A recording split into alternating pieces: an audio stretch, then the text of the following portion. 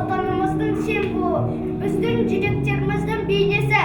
Я, көк сен аспанның бейбітшілік және тазалықтың белгісі. Ол халқымыздың адал ниетін ашық бейнін көрсетеді. Ал туымыздың ортасындағы алтын күн, жарық пен өмірдің нышаны.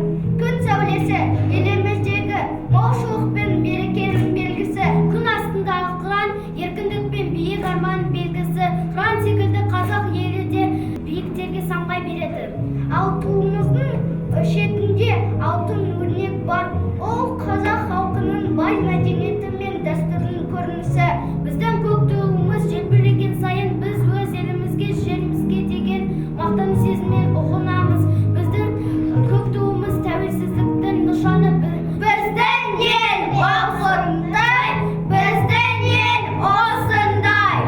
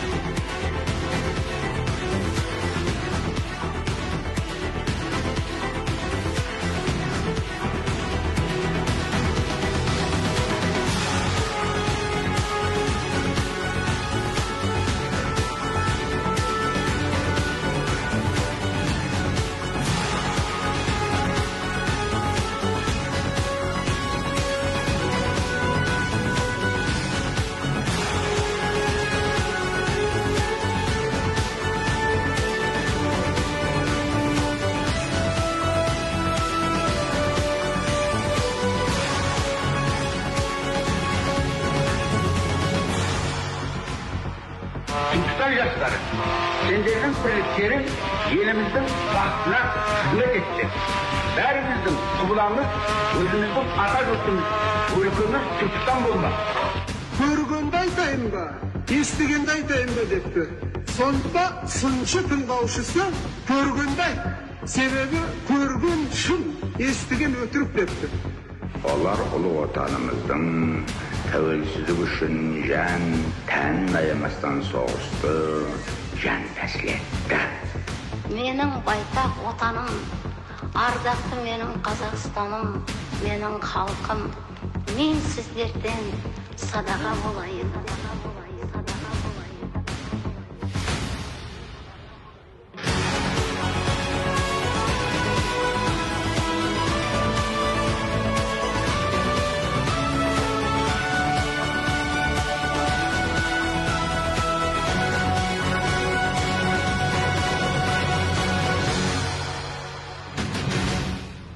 Армысыздар, құрметті Бүгін біздің ең қастерлі мерекеміз Республика күні. Бұл тәуелсіз еліміздің тарихындағы ерекше күн. 1990 жылы 25 қазанда еліміз өз дербестігін жариялады. Содан бері Қазақстан бейбіт те берекелі елге айналды. Тәуелсіздіктің туын желбіреткен әрбір азамат біздің мақтанышымыз. Бүгін біз отанды сүйетін, елін мақтан ететін балалардың өнерін тамашалаймыз. Ендеше бәріміз бірге шаттықпен айтайық. Республика күні құтты болсын!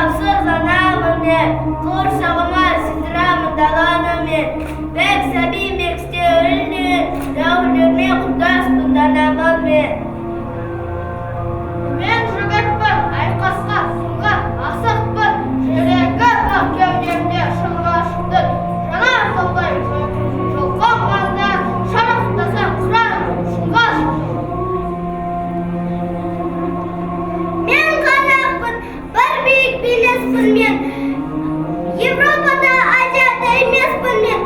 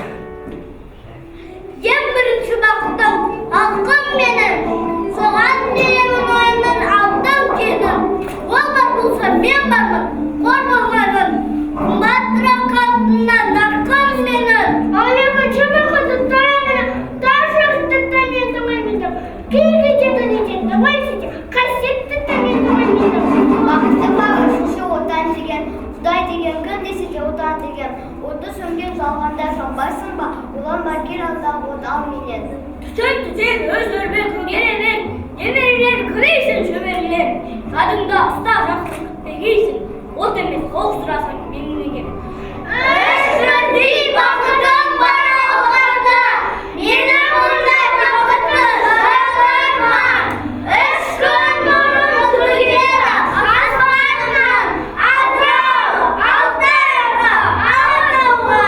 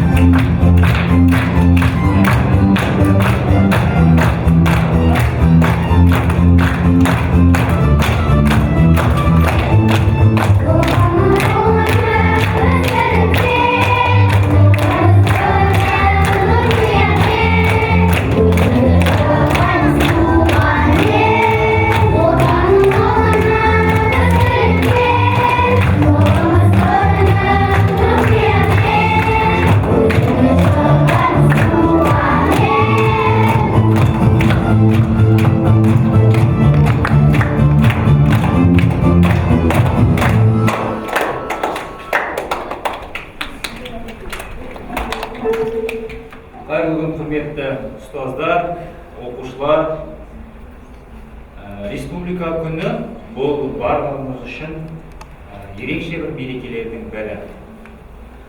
Бұл әрқайсымыздың көкірегімізге мақтаныш сезімге ұялататын ұлттық мерекенің бірі. Бұл 1990 жылы жаңа біздің балаларымыз атап өткендей Қазақстан Республикасының егемендігі туралы декларация жарияланған болады. Бұл деген декларация деген бұл не деген сөз деген кезде Қазақстан бұдан былай өзінің ішіндегі жүргізетін ішкі және сыртқы саясатын, заңдар шығару, шекарасын ары қарай қалай қорғайды деген сияқты мәселелерді өзі жеке жүргізе алатын құқық береді деген сөз. 2022 жылы президентіміз Қасым-Жомарт Кемелұлы осы мерекені қайтадан елімізге алып келіп, оған ұлттық деген атау берді. Ендеше бұл республика күні деген бұл сондай бір ерекше мереке, бұл ұлттық деңгейдегі мереке. Енді біздің осы 35 жыл өткен еліміздің тарихында келесі жолғы біздің жас буын ұрпақ өкілдері қандай болу керек деген біздің алдымызда мәселе бар. Бұл барлығымызға қатысты. Өйткені еліміздің бұдан ары қарай өсіп өркендеп дамуының барлығы осы біздің қолымызда. Енді біз қалай білім алуымыз керекпіз деген кезде, осы заманда біз кімге еліктейміз деген кезде, біз Абай атамыздың даналығы бар бізде. Бізде Ыбырай атамыздың еңбекқорлығы бар. Бізде Әл-Фараби атамыз сияқты ғылым мен білімге ден қойған бабаларымыз бар. Біздің Қаныш Сәтбаев атамыз сияқты жаңашыл, осы Қазақстанның қазба байлығының барлығын зерттеген ғалымдарымыз бар.